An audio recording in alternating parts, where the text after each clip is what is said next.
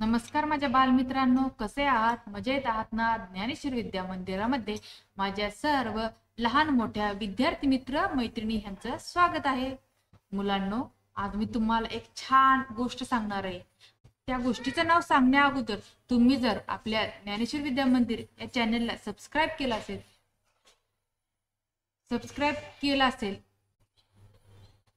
तर गोष्ट आवडल्यानंतर गोष्टीला लाईक आणि शेअर करा.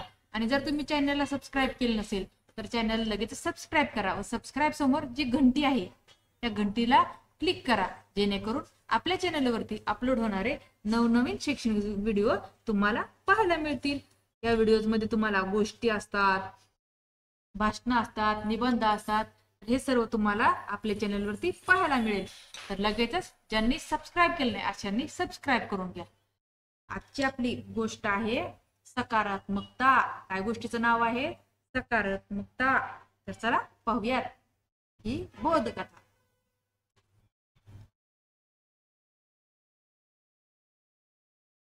एकेकाळी डोंगरात बसलेल्या एका छोट्या गावात रवी नावाचा एक तरुण राहत होता.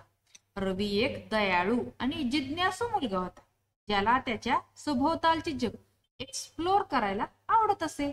तो नेहमी प्रश्न विचारत असे आणि नवीन साहस शोधत असे.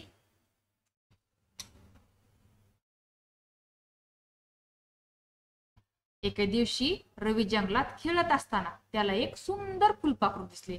फुलपाखराचा पंख तुटला होता आणि त्याला उडता येत नव्हते. रवीला फुलपाखराबद्दल वाईट वाटले आणि त्याने त्याची काळजी घेण्याचे ठरवले. त्याने हळुवारपणे ते फुलपाखरू उचलले आणि आपल्या सोबत घरी नेले.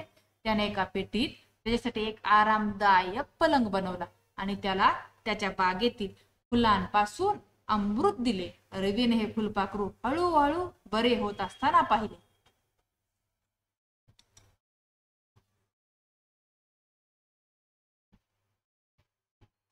जसजसे दिवस जात होते तसतसे रवीच्या लक्षात आले की फुलपाखरू बदलू लागले आहे. त्याचे एकेकाळी निस्तेज पंख दोलायमान आणि रंगीबेरंगी झाले होते. रवी आश्चर्यचकित होऊन त्याच्या कोकून मधून फुलपाखरू बाहेर पडताना नाडीसारखे नाजूक पंख असलेल्या सुंदर प्राण्यामध्ये रूपांतरित होताना पाहत होता.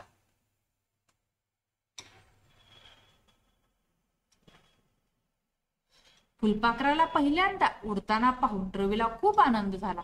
तो मुक्त आणि आनंदी आकाशात उडताना पाहत होता. रवीच्या लक्षात आले की फुलपाखरू तुटून उडू शकत नसले तरी काळजी आणि संयमाने त्याचे रूपांतर एका सुंदर गोष्टीत झाले आहे.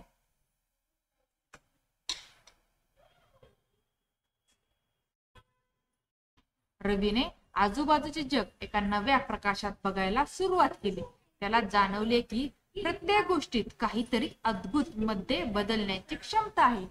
तो आपल्या गावातील लोकांकडे नव्या नजरेने पाहू लागला, त्याची क्षमता आणि त्याचे सौंदर्य बघू लागला.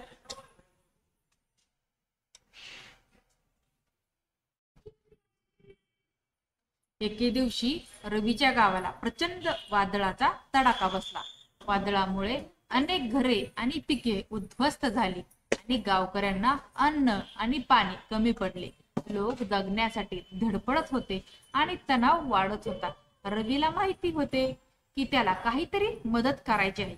त्याला फुलपाखराकडून मिळालेला धडा आठवला आणि त्याने कृती करण्याचा निर्णय घेतला. त्याने गावातील इतर मुलांना एकत्र केले आणि ते एकत्र त्यांच्या शेजाऱ्यांना मदत करण्यासाठी निघाले.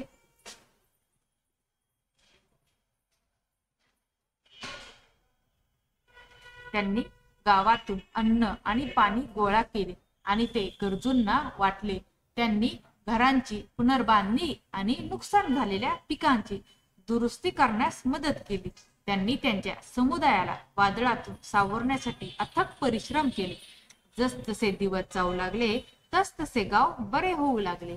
लोक त्यांना मिळालेल्या मदतीबद्दल कृतज्ञ होते आणि एक समुदाय म्हणून एकत्र येऊ लागले. त्यांना समजले की ते एकत्र मजबूत आहेत आणि एकमेकांना मदत करून ते कोणत्याही आव्हानावर मात करू शकतात.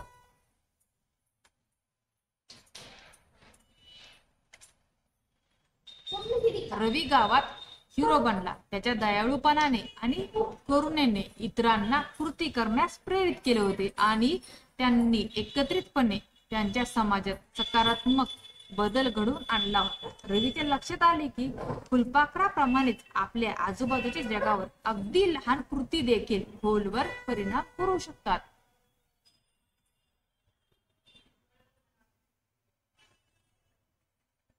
त्या दिवसापासून रवीने आपले जीवन इतरांना मदत करण्यासाठी समर्पित केले. तो गावाचा संरक्षक म्हणून ओळखला जाऊ लागला. तो जिथे गेला तिथे नेहमीच मदतीसाठी आणि दयाळूपणा पसरविण्यास तयार असतो. त्याची सकारात्मक कृती आणि इतरांना मदत करण्याची इच्छा यामुळे अनेकांना प्रेरणा मिळाली आणि ते गावात आशा आणि करुणेचे प्रतीक बनले.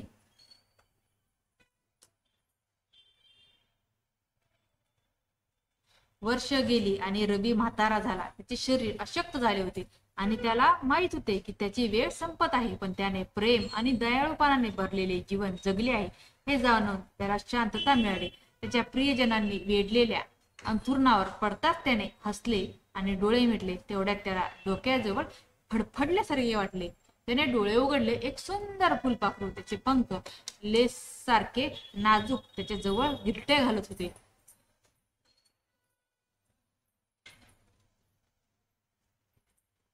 रवीला माहित होते की फुलपाखरू हे त्या परिवर्तनाचे लक्षण आहे जे त्याने इतरांमध्ये प्रेरित केले होते. त्याला माहित होते की तो गेल्यावरही त्याचा दयाळूपणा आणि करुणेचा वारसा त्याने ज्या गावात बरे करण्यास मदत केली होती तिथेच राहील.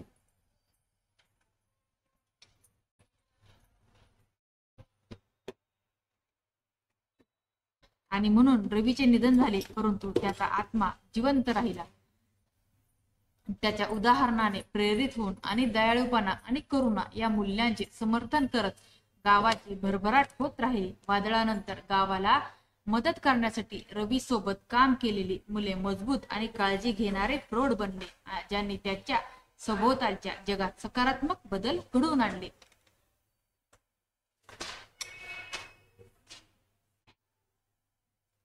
जेव्हा लोक एकमेकांच्या मदतीसाठी एकत्र येतात तेव्हा काय होऊ शकते याचे हे गाव एक ज्वलंत उदाहरण बनले.